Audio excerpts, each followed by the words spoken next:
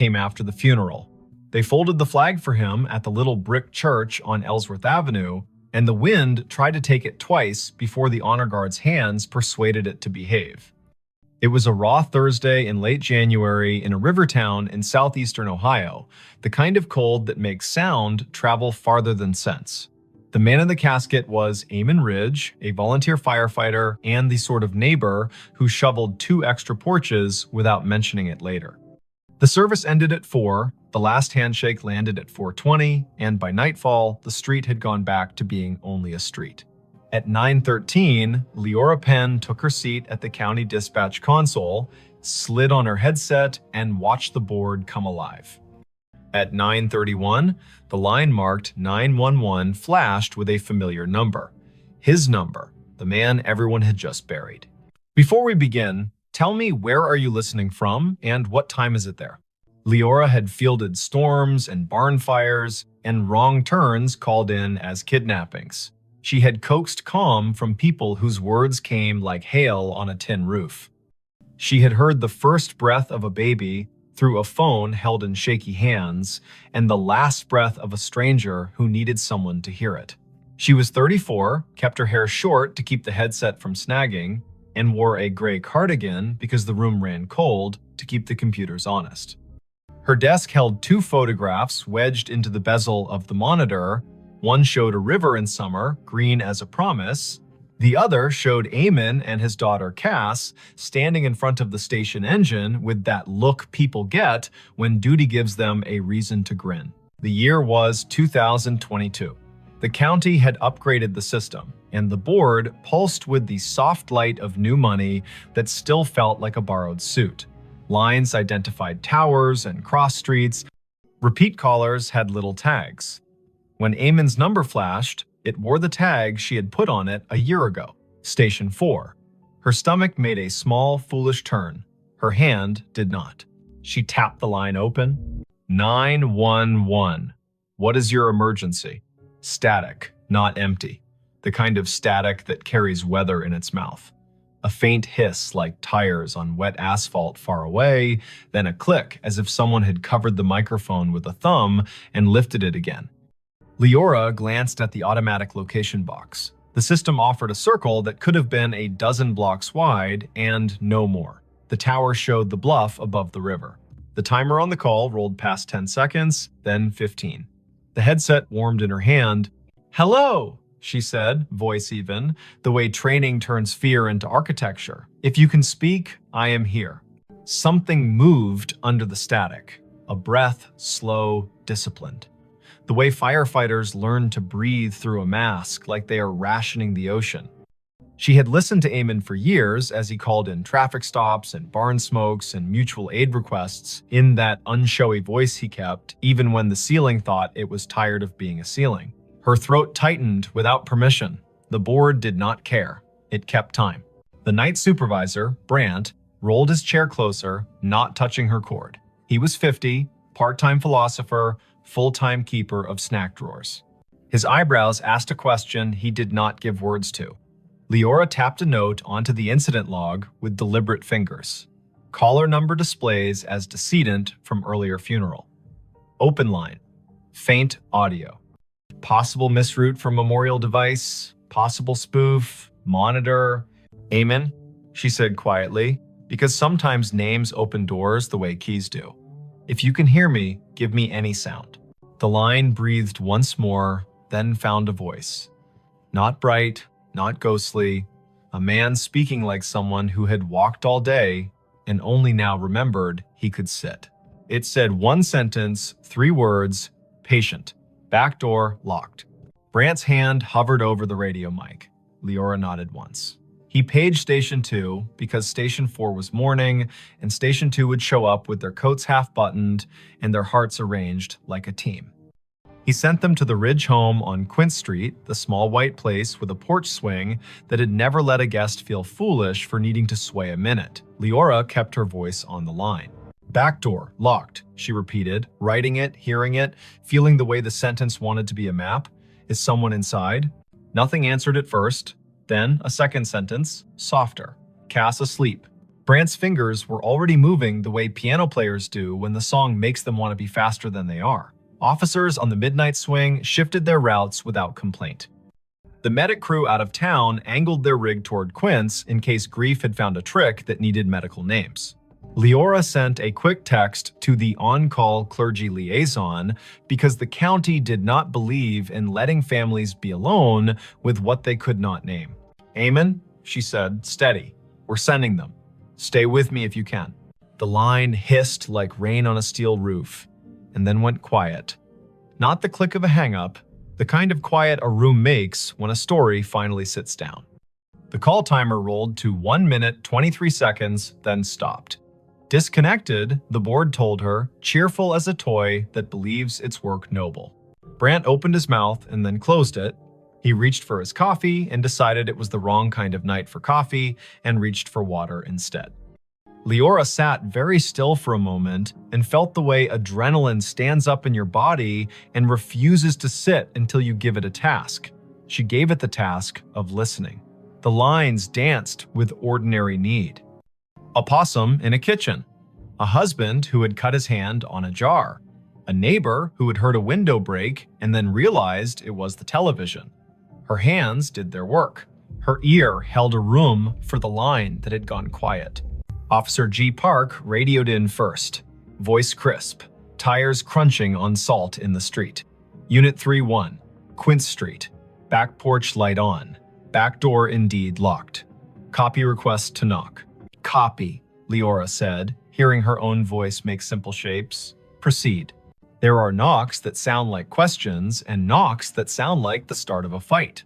Officer Park knocked like a person who has played in a string quartet. Firm. Meticulous, willing to wait between knocks.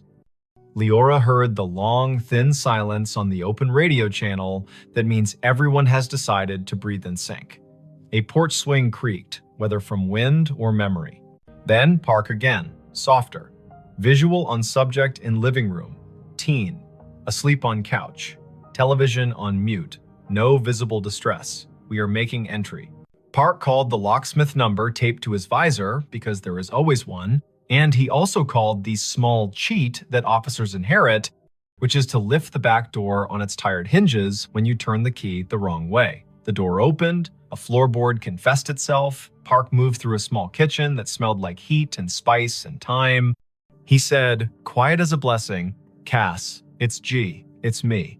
The girl woke with that rough sound grief makes when it has only just let go for half an hour at last. "Back door," Park said into his shoulder mic. "Locked, now secured." Subject breathing, oriented, tearful, says she fell asleep and forgot the back after the last aunt left.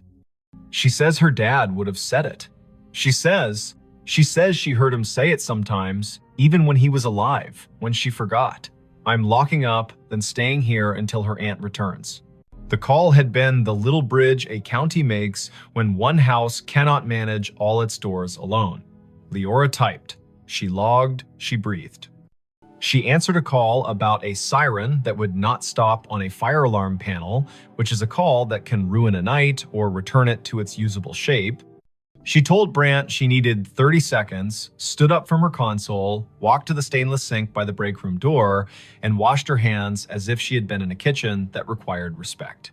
At 10:48, the line lit again. Same number. The board did not know how to feel about that and chose its usual indifference. Leora took it. 911. A voice lives inside a headset after a while. The nerves learn routes, the body decides where to keep the sound. The phrase came through low and clear. Basement. Pilot light. She did not hesitate. She sent the fire crew already on Quince next door. She told Park. She told the aunt, who had come breathless from her own house 3 blocks away, that they were going down the cellar stairs for the little square of flame that keeps a winter from doing more harm than good. She heard Cass in the background say, without fright, he always listened to the furnace like it was trying to tell him a joke. Engine 3 called in. Pilot light out. Gas smell minimal. Windows open. Relit. Carbon monoxide monitor registers safe. A firefighter Rowe, who had once done stand-up for exactly 2 open mic nights, and then decided his comedy belonged in the bay with his coworkers, added gently, Whoever called this in has good ears. The board calmed, the town kept its little noises, the river told the ice what to do, and the ice obeyed or not. Leora's shift slid past midnight. At 1:19, she poured tea she did not want and drank it because warm things are a kind of law. At 1:40, an old man reported a woman knocking on his side door asking for a light, and she sent Park and his partner again, and it turned out to be a neighbor who had locked herself out, and they laughed about solutions and did not mention grief, so it would not be tempted to take that house too. At 2:19, when the dispatch room feels like a lighthouse that forgot whether the bay is wide or just an eager creek, the line lit a third time. Leora did not say amen out loud. She let the humanities teacher voice in her head that once told her names have heft say it for her. 911. This time the sentence was longer. Not elaborate, not difficult. The kind of sentence men say when they've spent their lives making tool lists. Check the pan on the back burner. Leora's fingers moved before she could tell them to, and 10 seconds later, Park said on the radio that a pan of oil sat glowing on the stove, forgotten by a cousin who had come bearing food, and then wept, and then gone to call another cousin and set the phone down on the porch rail. Park killed the burner, slid the pan onto a cold eye, and said, "Tell whoever's on that line thank you again." She said, "I will," and understood how inadequate that was, and also how there is no better sentence at 2:20 in the morning when a house has been held upright by 2 extra words spoken by a man with no air left to push them. By dawn, the calls had slowed to their usual winter trickle. The board made its little satisfied beeps, the shift change crept near. Leora printed the overnight logs for the lieutenant in charge and set them in the bin with the neatness of a person who believes paper is a form of kindness. She took off her headset, set it on the hook, and let her neck decide it had been a stiff night. On her drive home, the river looked like a sheet of hammered tin under a sky that had not yet decided whether to blush. She stopped at the corner store for milk and oranges. The clerk rang her up and asked if she had been at the funeral, because everyone had been at the funeral, even if they had not parked their bodies in a pew. Leora said yes, and the clerk said he had known Eamon since they were boys, back when the river took 2 boys and gave back 1, and how the one who came back had never raised his voice again, unless it was to make a frightened kid laugh in a smoky basement. Leora listened. The clerk put 2 extra oranges in her bag, the way men do when they feel the night reach its hand into the room and cannot keep all the light from leaving. She slept until noon and then sat in her kitchen with the radio low and the blinds open to teach the afternoon how to behave. Her phone chimed with a message. It was Cass. Leora had given her number to the aunt without thinking, and nothing about this felt like a boundary violation now. The message was a picture of a backdoor lock and a caption. "He did it again, thank you."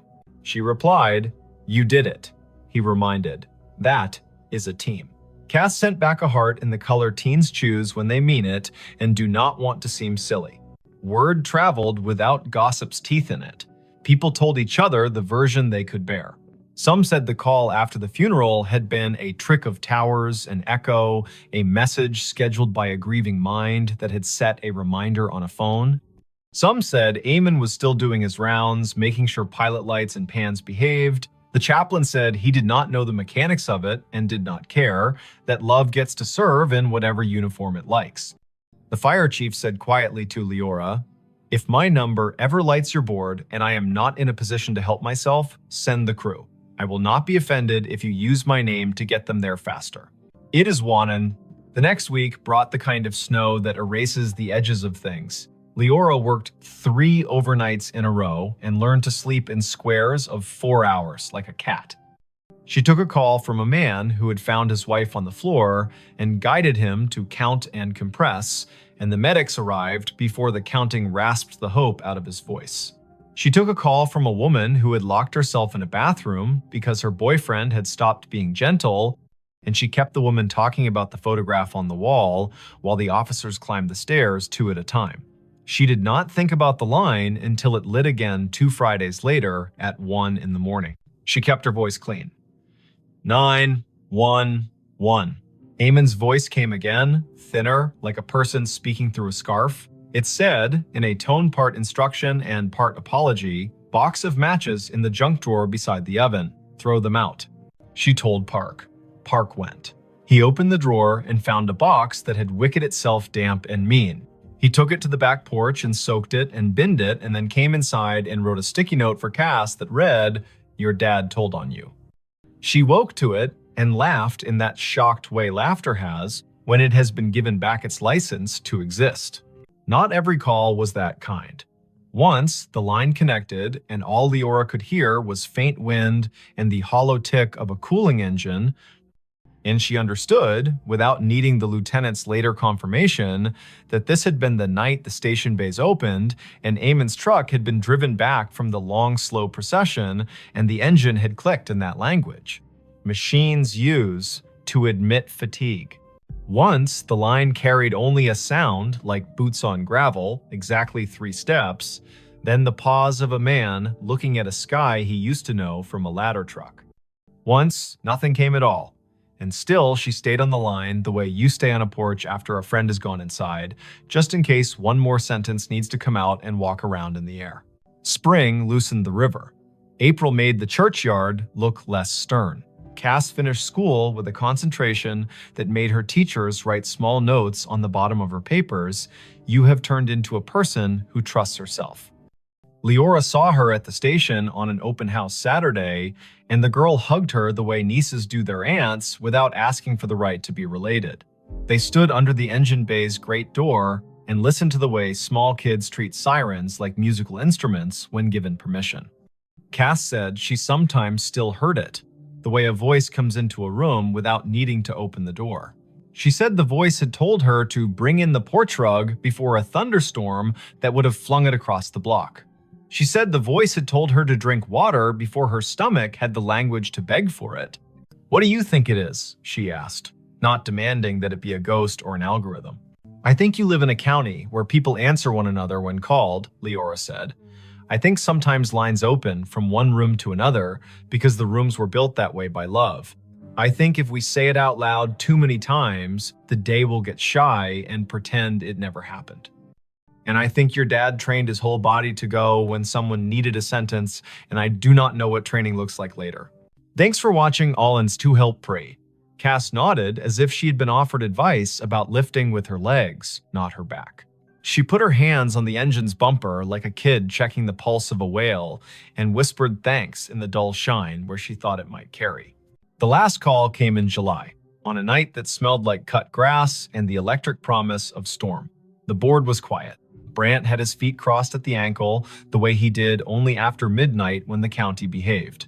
The line lit. Leora took it with the care of a person accepting a candle in wind. 911. There was no static, no breath, only a single word, perfectly ordinary, soaked in a patience she would remember until the last hour of her life. Enough. "Enough what?" she asked. Back straight, pencil ready. The word came again. A thought set gently on a table. Enough.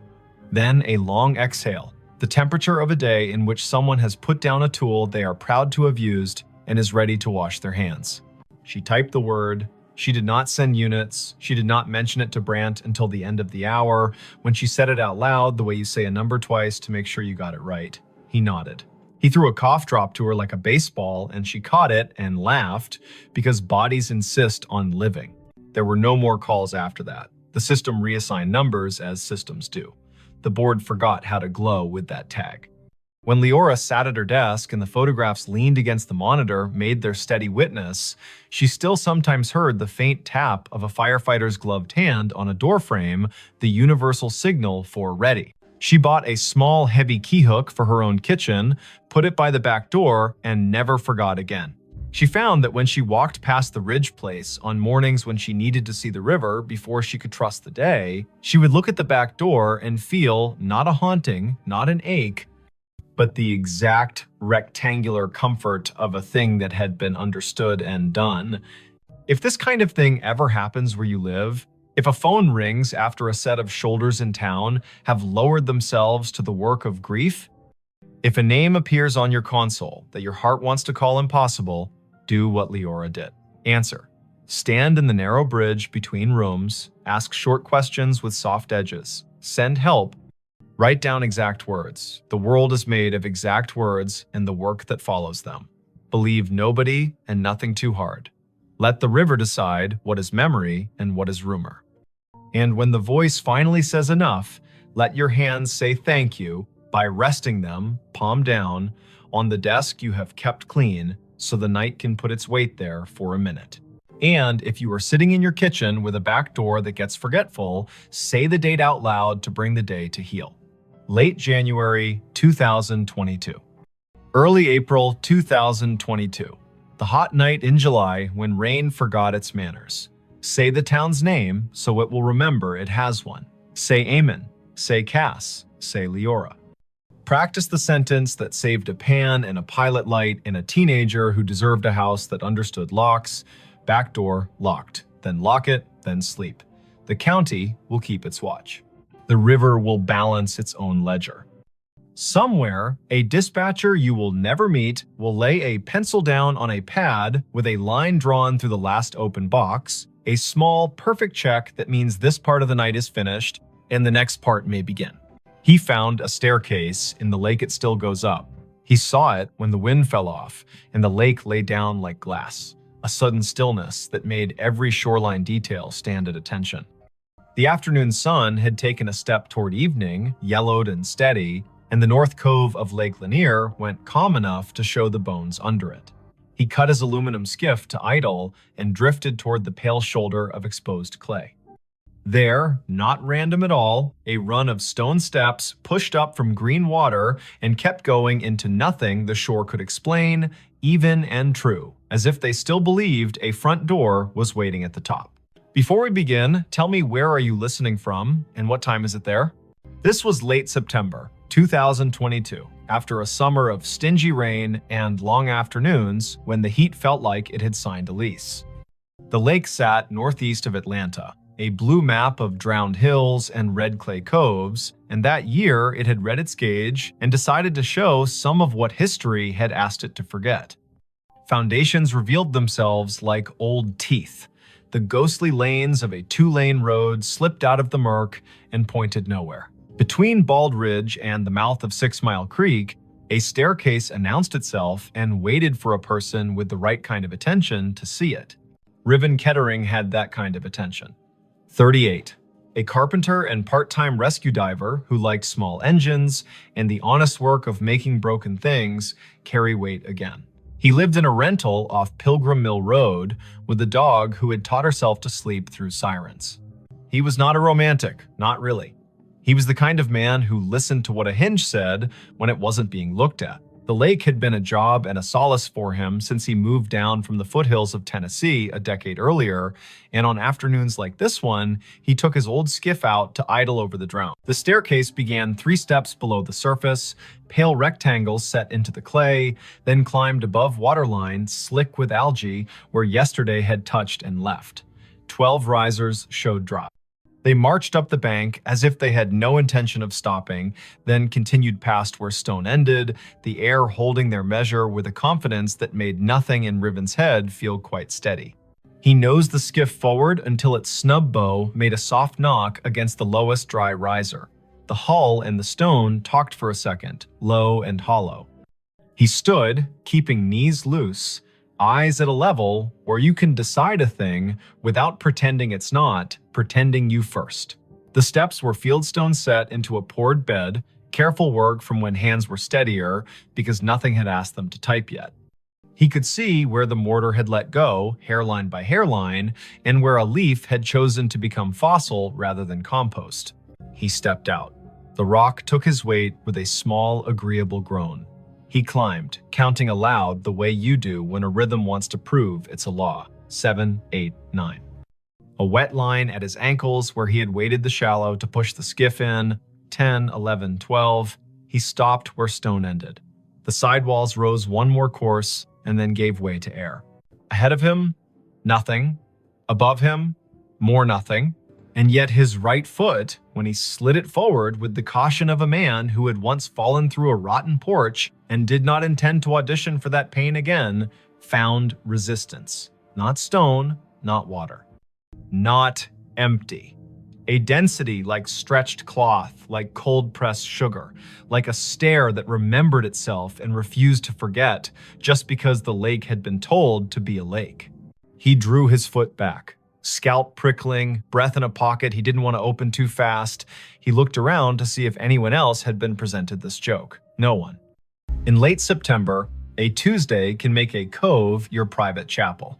Far out, a pontoon boat moved like a floor with music on it. Closer in, a blue heron had made the stump of an old post into a claim.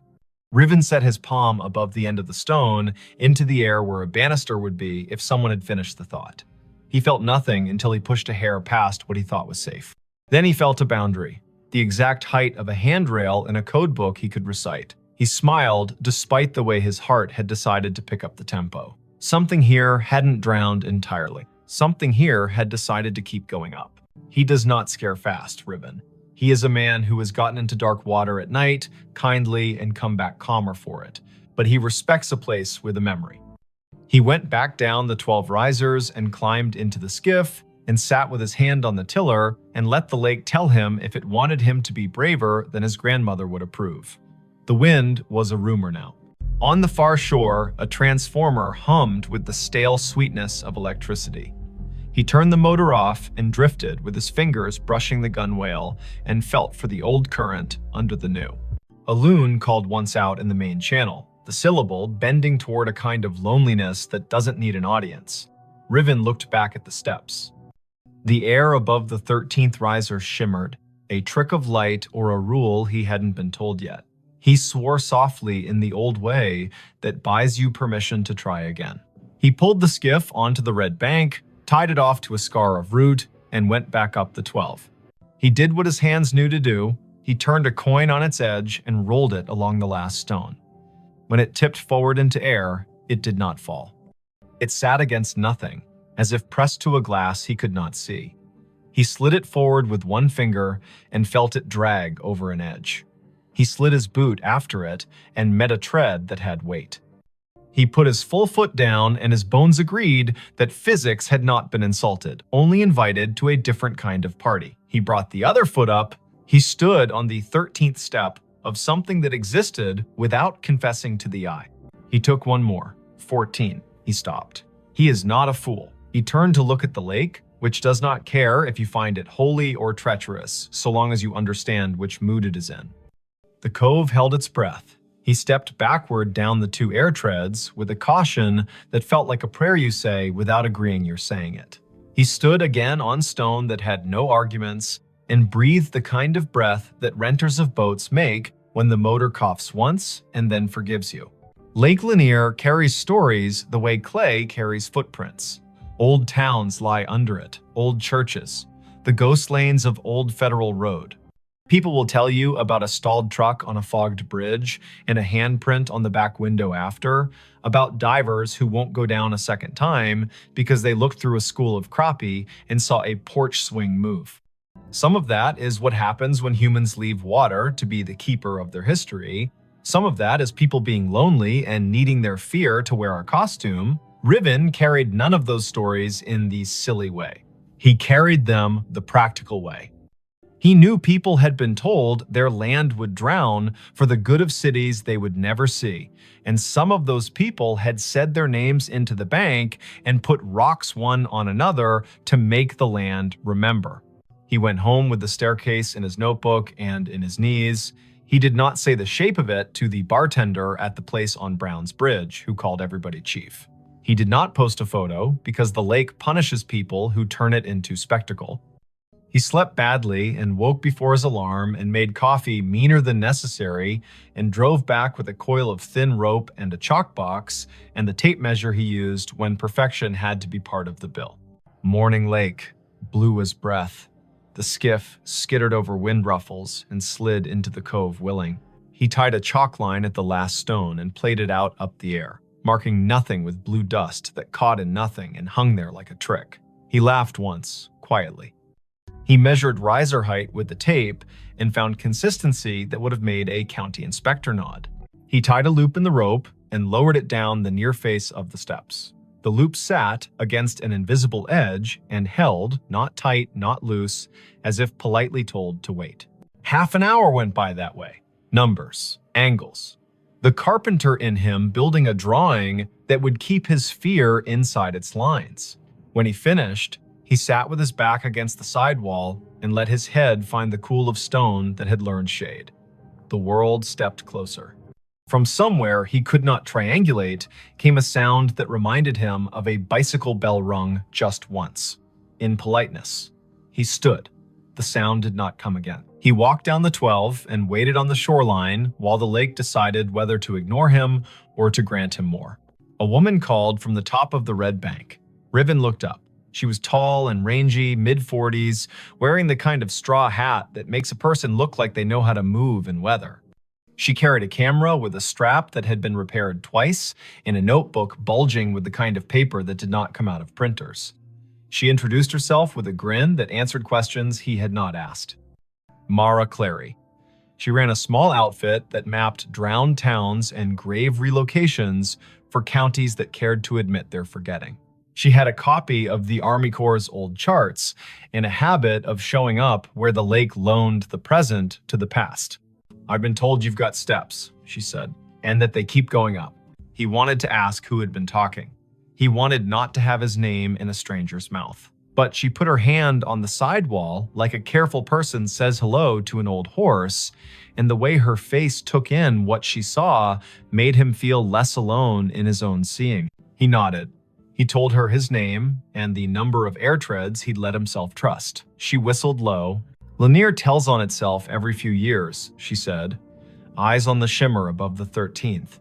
"But I haven't seen it do this. Fieldstone, that would have been a front walk probably. Or the stairs to a porch. You can tell from the way these aren't as steep as church steps. And there would have been a dog who slept halfway up until someone came home at supper." "Everyone says that about any porch," he said, smiling despite himself. "Only because it keeps being true," she said, and laughed like a sound the cove had missed. They measured together, she took photos, he held a stick out over the air risers and watched the end bounce against nothing. They left offerings the old way. He peeled the paper off a peppermint and set it on the third stone step. She untied a strip of blue cloth from her hat and tied it to the root that held his skiff's rope. The lake, if it acknowledged that at all, did not show it. She opened her notebook to a page where she had copied in neat letters the names and dates of households taken when the valley was flooded in the early 1960s. 2 farms had sat on this spur, the Sumter place, the Jory place. Sumter had 5 children and a clean way with fence lines. Jory was famous for a Sunday table and a sour temperament the rest of the week. The county had cut checks and called it a necessity. The stairs could have been either family's. But on the sidewall, low near the 5th riser, they found a mark cut into mortar with a nail or a stubborn penknife. A letter. "Jay, you think Jory," she said. "Or June," he said. "Or Josephine. Or a boy who didn't get to grow into his handwriting rights, their first initial into any stone that isn't busy." The lake made a small sound against the hull, a shrug. They came back the next day, and the next after that. In the afternoons, teenagers on rental jet skis came doing grammar the water did not admire. In the mornings, a heron watched like a magistrate. Once, a man in a bass boat cut his engine and drifted nearer and asked if the invisible was real or a trick. And when Riven told him the truth, he raised his cap and said, "Well then," and idled away because some facts want to be left alone to keep being facts. On the 5th day, just after noon, when the light loses some of its slant and the lake starts its long exhale toward evening, the air changed. Riven was on the 14th invisible tread, Mara 2 below on stone, the rope tied at his ankle as if that kind of thing would help. He felt a pressure move across his shin like a child's study of a newel post. The hair on his forearms declared a vote. He looked up. Above him, a faint dark line hung in the bright. A lintel, if you wanted to pretend to see one. A line where a door might have decided to sit if it still meant to. He lifted his hand slowly and let it hover. It met resistance at the height where a latch would be if people had followed the same measurements here as they did in town. He pressed a fraction and felt the air give. Not much, not enough to invite him, only enough to say, "I know what you were asking for," and no. He withdrew his hand. He did not try again. He went back down and sat on the 6th stone step and put his elbows on his knees and let his head go heavy in the way of a man who knows the difference between a closed door and an answer. "Not today," Mara said, not unkindly. "Doesn't mean never." A storm ran around the rim of the lake that night and forgot how to come down. The next morning broke clean and noisy, with birds relieved to be right about the Sunday. When they returned to the steps, the peppermint was gone. The strip of cloth whispered against the root when the wind remembered it. On the 4th stone riser, a line had been drawn in the red dust by a finger that had not belonged to wind. 4 short lines, 1 long. The way a person keeps track of days when they are doing a job no one else is counting, they looked at each other like people who have been included in a conversation without earning it. Mara wrote down the marks in that tidy, practical hand. Riven climbed to 14 again and did not press the air where the latch would be. He listened instead. It is an old trick. The more you don't demand to hear, the more willing a place is to say its piece. Somewhere above him, at the end of the invisible run, a sound came faint, almost an opinion. The scrape of a chair, foot against a wooden floor. Once, then a breath, remarkably ordinary, let out by someone who was done with a small effort and is pleased to have finished. He let his knees bend and went back down step by careful step. The county put out a notice, polite as a church lady, asking people not to climb anything that felt like absence. A man from the Corps came by with a clipboard and a caution that did not include humor and told them to rope the place from the bank. They tied a line and left it slack enough to be ignored by whatever needed to come and go. Mara logged coordinates and photographs and the exact color of the lichens on the sidewall. Riven made a drawing of the steps that showed the air ones the way you show trust, with dotted lines and a note that says, "As found." Word spread anyway. It always does when to leave a thing alone would be the more complicated form of love. A grandmother came and watched from the shade and told her granddaughter a story about the summer her brother rode a bike into a field that is now part of the lake and fell and did not cry, because corn leaves will cut you if you give them. An audience. A man in a Braves cap stood for a long time with his hands in the back pockets of his jeans and didn't tell anyone why his eyes kept the gloss they kept. A boy clapped once and apologized, and then asked if the staircase sounded like anything, and when Riven told him about the scrape and the breath, the boy looked toward the place where a door might be and whispered, "Thank you," like a student to a teacher who has handed out permission slips to freedom. On a Wednesday morning in early October, the lake rose 2 inches. The first stone step went green again. The 12th stayed dry. Riven set his palm to the sidewall as he had begun to do without design and said the names of the months out loud as if they were a key. Mara arrived late, hair in a bandana printed with little cranes, a thermos in one hand and a sheet of onion skin paper in the other, the thin kind that takes pencil and lets the stone's texture come up through. She rubbed the J, the nail-cut letter, and the tally marks.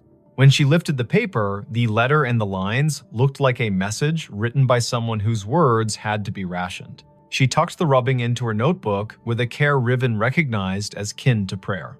By noon, clouds built into a boast. Mara packed her camera because electric things deserve not to be insulted by weather. Riven untied the rope at his ankle and coiled it with the absent-minded competence of someone who likes ropes for the way they make order out of risk. The air above the 14th step felt different. Cooler, somehow. Denser.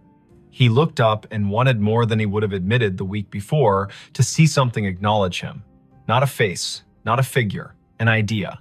The lake refused. It kept to its rights. Before the storm broke, a small group arrived in silence. Not tourists, not thrill seekers. People in good shoes that did not belong to docks. A woman in a navy blazer.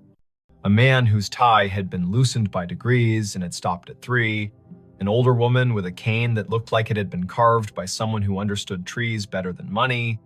They stood on the bank above the line and watched the steps like people watching someone figure skate after having once skated the same routine 3 decades ago and remembering what the body used to hold.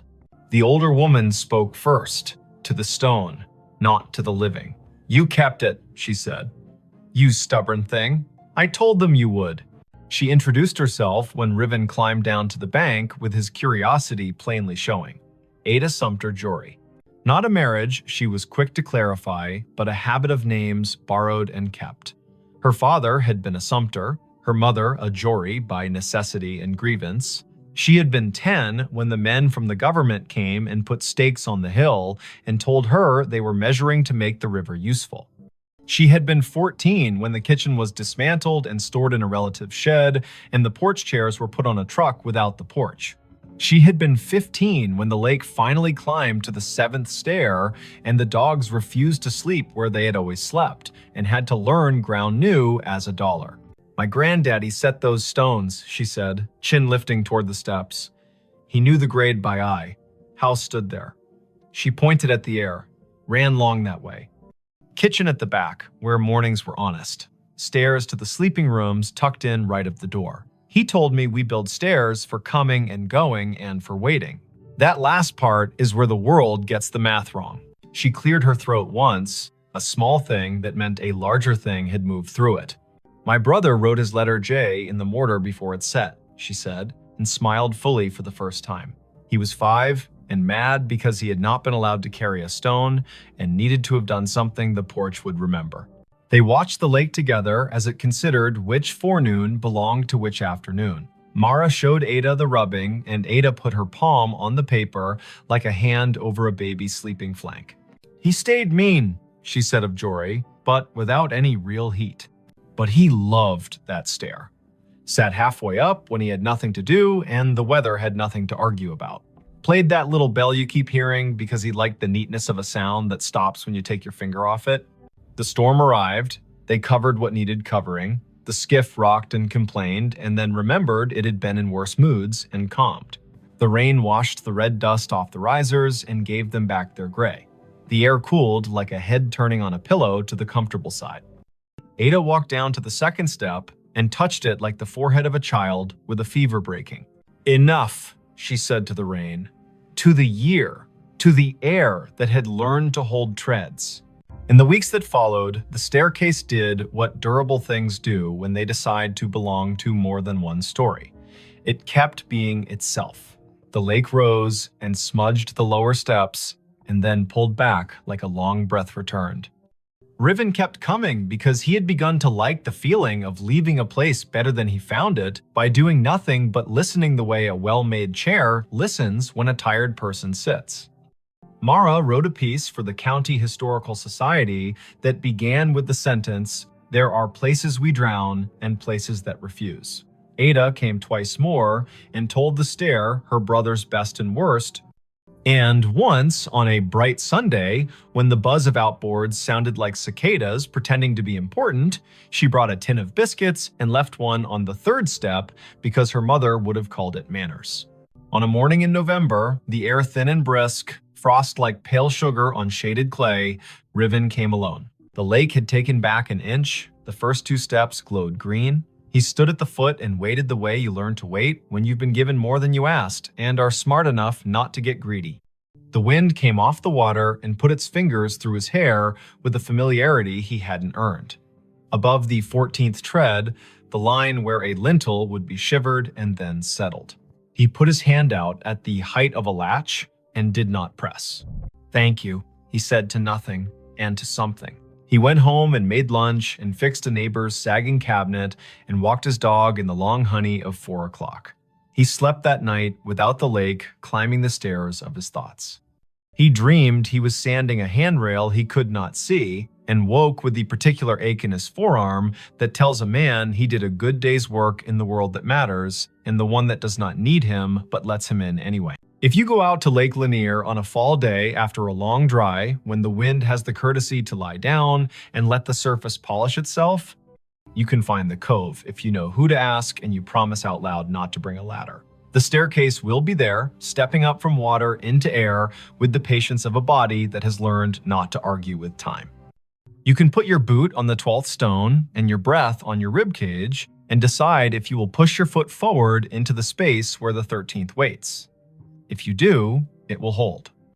Not because wonder owes you, but because someone set a measure here with care, and because sometimes the world keeps an old promise in a new element. Say the year out loud when you find it. 2022. Say the place by its names, Lanier and the valley it drowned. Say the people if you know them, Sumter, Jory. Say the letter on the wall, J. Say the noise a bicycle bell makes when a brother likes attention and the porch has all afternoon. If you leave something, make it small. A ribbon, a peppermint. A finger laid gently in dust to make a line that will blow away with the next weather. Walk back down, let your knees do what they were built to do. Put your hand on the sidewall the way you would on a friend's shoulder when leaving them on their own porch in the dark to listen to the crickets. The staircase will keep going up whether or not your eyes can follow it. It will keep its measure in the air. The lake will rise and cover the lower treads and then fall back and confess again. Boats will hum. Herons will judge. A woman in a straw hat will rub letters onto paper, and a man with a dog who sleeps through sirens will coil rope and listen. And somewhere under the calm skin of the cove, where red clay holds onto everything it can hold, a front door you cannot see will stay shut and not unkindly, practicing the hardest kind of hospitality there is, offering you a way to ascend and a way to wait, and trusting you to know which one belongs to you today. Her phone pinged at a grave with her name. The notification bloomed on her screen the moment her shoes left the gravel and slid onto the soft path between moss-dark stones. A small bell chime, bright as glass. A banner at the top. You have arrived, Edeni Hale. The words sat there as calmly as a weather app, as if the city had decided to label her the way it labels a bridge or a square. The place was Bonaventure Cemetery in Savannah, Georgia. Spanish moss hung in long, steady sentences from the live oaks. The river kept its secrets behind the bluff and breathed like a sleeping room. It was late afternoon on a Sunday in early November, the air cool enough to make her wish for sleeves and warm enough to forgive her for forgetting them.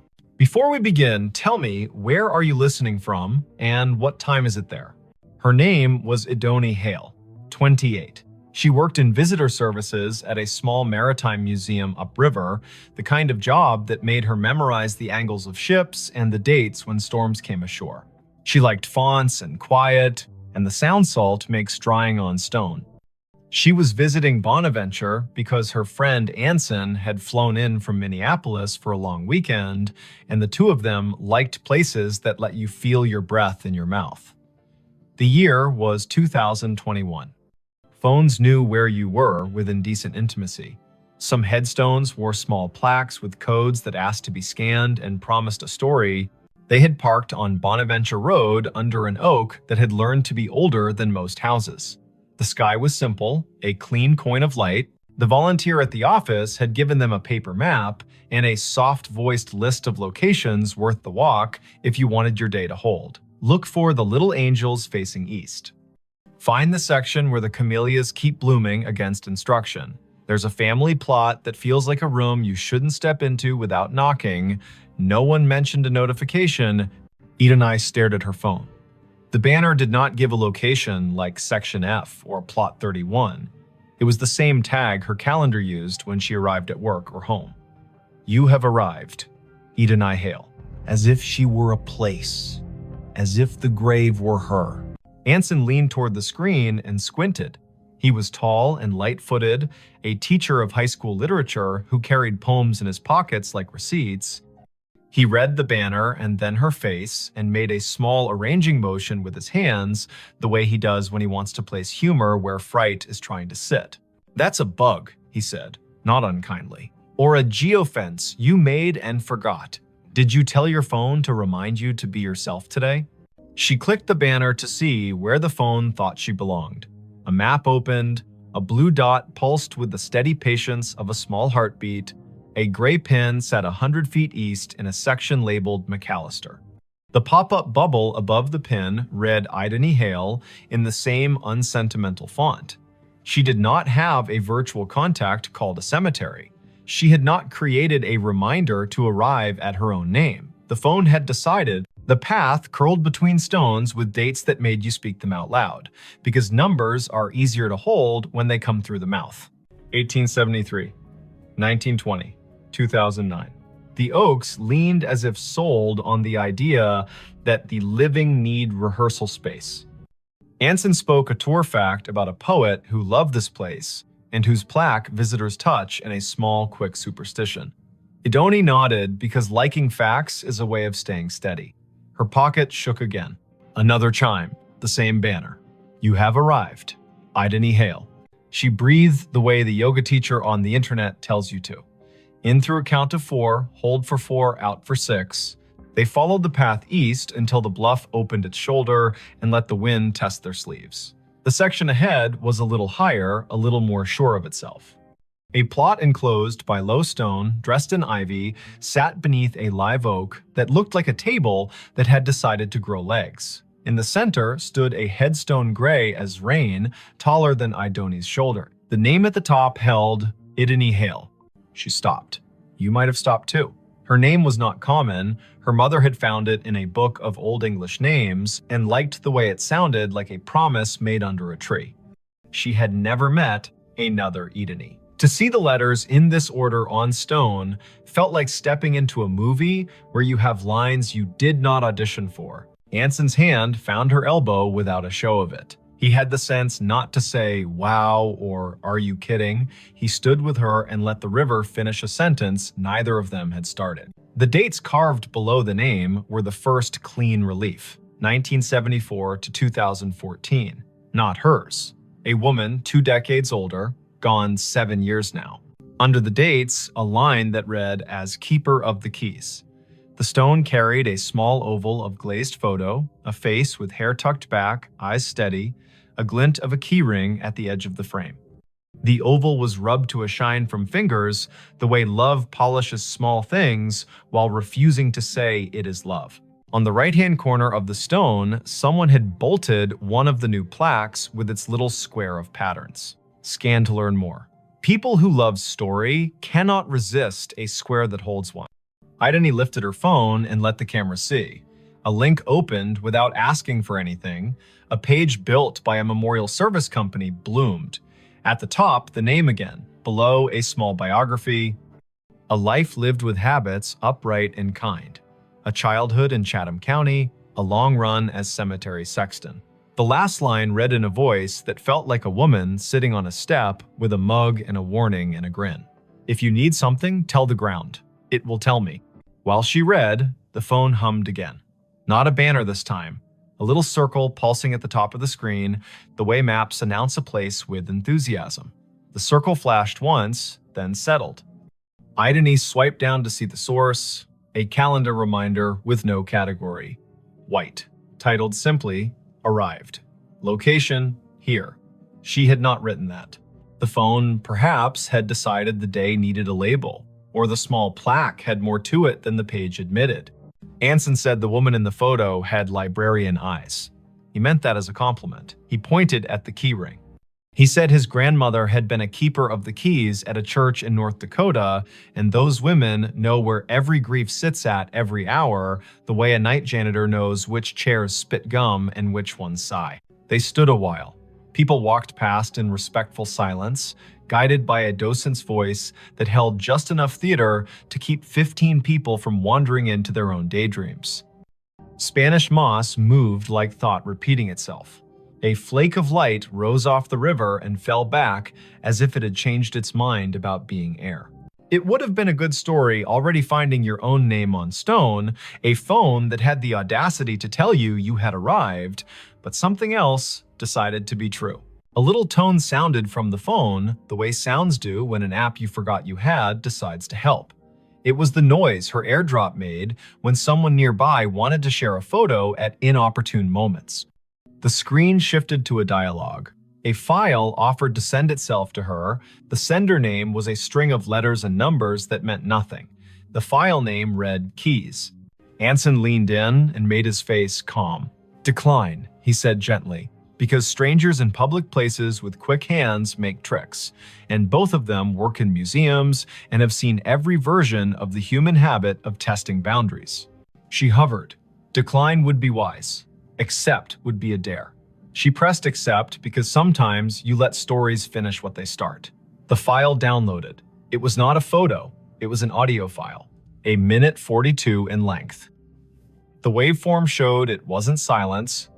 She tilted the phone toward her own ear instead of speaker because you don't open a voice in a cemetery loud unless the voice has earned the right. Static first, then the sound of wind combing something thin, then a woman's voice, the age of a woman, who tells tools where they belong and expects cooperation. The voice said, "Dry as a towel and warm as a summer kitchen. If you are standing over me, child, and your name is mine, you can help me keep my promises. Put your phone on the stone and leave it be a minute. It will tell you where to stand next." Anson's eyebrows did a small jazz riff and then tried to behave. "Okay," he said softly, a word that meant, "I am here and I am not going to ruin this with cleverness." Ideni set the phone on the flat top of the headstone the way the voice had instructed. The screen slid into its lock. Her reflection replaced her. The oval photo looked past her shoulder the way old photos always do. She counted in her head as a way to keep the childish fear of being tricked from standing up and knocking the ritual with its elbow. 50, 60, 78. The phone buzzed once, she lifted it. The map opened of its own accord. The blue dot had moved nothing. The gray pin had changed. It labeled another grave 30 yards north with a name neither of them had seen on the paper map. Rosin Hale. A second name, another Hale. The first name was Welsh and not common here. They went because the day had asked enough times to be answered polite. The second stone stood lower, more modest. The granite, a color you could never find on purpose if you looked in a catalog. The dates were older, 1931 to 1999. The epitaph read, "She kept the gate lighted," and under that, in smaller letters, so faint you could only see them when the cloud put its hand over the sun, a line, Rosine was born. Rosine Idris. She married into Hale and stayed. Tell my niece if she comes through here that I see her when I count keys. I am not anybody's niece, Ideni said aloud, and then took a breath because she heard the defensiveness squirreled underneath. I mean, not hers. You might be more people's niece than you know, Anson said gently, a man who had grown up with uncles who weren't uncles and yet were more family than the kind that wears your face. They stood while the wind added a signature to the bottom of the page of the day. The river put its shoulder against the bank and leaned. The phone did not ping again for a while. A cardinal went from one branch to another with the purposeful speed of a person who knows where the parts are stored. A group of teenagers trailed an auntie through the lanes, popping gum in a respectful way, which is a regional miracle. Ideni looked up Rosin on the cemetery's database because when your heart gets odd, facts make a braid to hold on to. The database was one of those volunteer-built websites that carry the tone of a potluck where everyone brings a dish so exact it shames you for choosing salad. Rosin's entry was thorough. Born Rhonda Valley, came across with parents as a child, settled in Chatham County, married one Mr. Hale, worked checklist after checklist for the electrical union office, sang alto in church with the patience of an anvil, survived by no children, preceded by older brothers, all gone. Niece mentioned in an obituary in 1999 with no name given. Anson made a sound that meant the story had wiped its hands on his shirt and was ready to cook. The phone chimed once more, now with the tone her museum app uses when a beacon in an exhibit hands you a fact. She had turned beacons off last month because being interrupted by history while in history felt a bit like a stage whisper in a quiet theater. She had not turned beacons back on. The screen read, "A note is waiting." A map pinpointed the little brick building the cemetery uses as a workshop for the grounds crew. A path drew itself in blue between the Hales and the shop, like a string in a child's game.